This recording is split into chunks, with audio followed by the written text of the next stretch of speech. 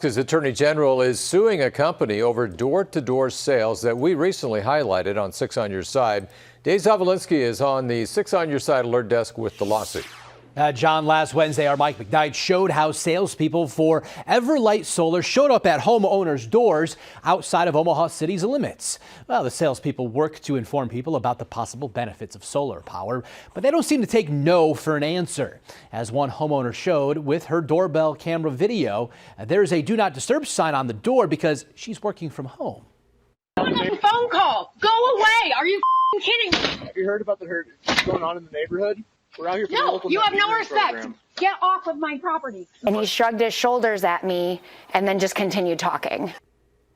Mike was working on a story on how homeowners outside of city limits wanted to cut down on door-to-door sales and have legally enforceable no soliciting signs. Nebraska Attorney General Mike Hilgers filed a lawsuit against Everlight Solar, claiming unlawful door-to-door sales tactics. His lawsuit also claims that the company's salespeople showed deceptive information, claiming energy and cost savings. They also led customers to believe they could get reimbursement for programs that are no longer available, as well as misrepresenting the company's partnerships with other companies such as OPPD and local athletic programs.